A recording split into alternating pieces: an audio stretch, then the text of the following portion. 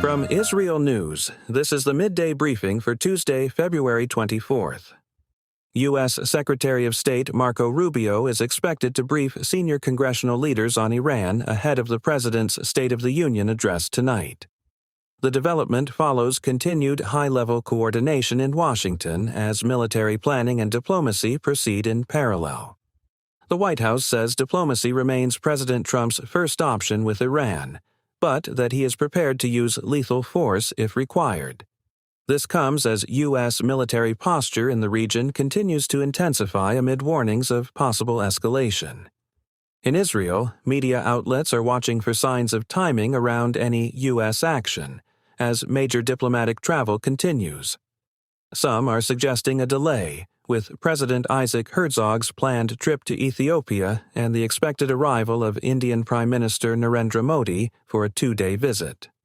This occurs amid heightened alert levels as Israel hosts visiting leaders during a period of regional tension. U.S. military movements continued today, with 2 additional American refueling aircraft landing at Ben Gurion Airport, bringing the reported total to 4 over 2 days.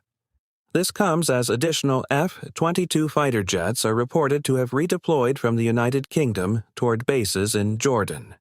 Iran's deputy foreign minister said Tehran is prepared to take steps needed to reach an agreement with the United States, while also warning that a U.S. strike would be a serious gamble.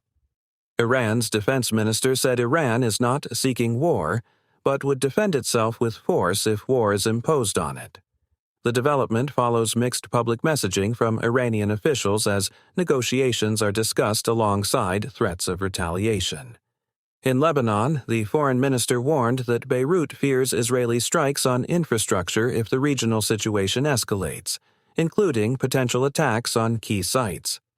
This comes as Lebanese officials say they are pursuing diplomatic efforts to prevent wider conflict. Iranian protests escalated on a university campus in Tehran, with opposition reports saying demonstrators were beaten and detained by Basij forces and security personnel. The incident takes place during ongoing unrest, with reports of large security deployments, arrests, and repeated protest slogans at multiple gathering points. Reuters reported that an Iranian court issued a death sentence against a person linked to January protests, on charges described as enmity against God, according to a source close to the individual's family. This development follows continued judicial actions tied to protest activity in Iran. The CIA published a social media message directed at protesters in Iran, offering guidance on how to make secure contact and conduct safer communications. Authorities are responding to the information environment around the protests as governments and agencies communicate publicly about digital security. In Israel, the IDF Chief of Staff, Eyal Zamir, has decided to establish a new robotics corps as a part of lessons identified from the October 7th war. The move reflects a broader effort to expand autonomous and remotely operated systems already used in operations on land, in the air, and at sea.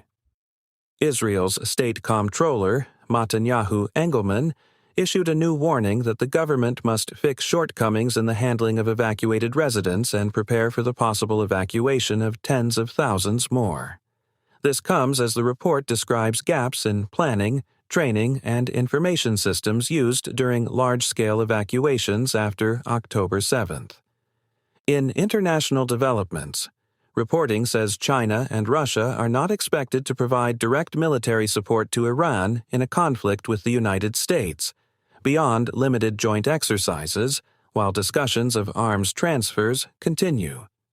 This occurs amid broader strategic calculations in Moscow and Beijing as each manages its own priorities and relations with Washington. In domestic Israeli affairs, Prime Minister Benjamin Netanyahu's testimony continued in the Tel Aviv District Court in Case 4000, focusing on claims about regulatory decisions and whether his name was used to advance specific actions.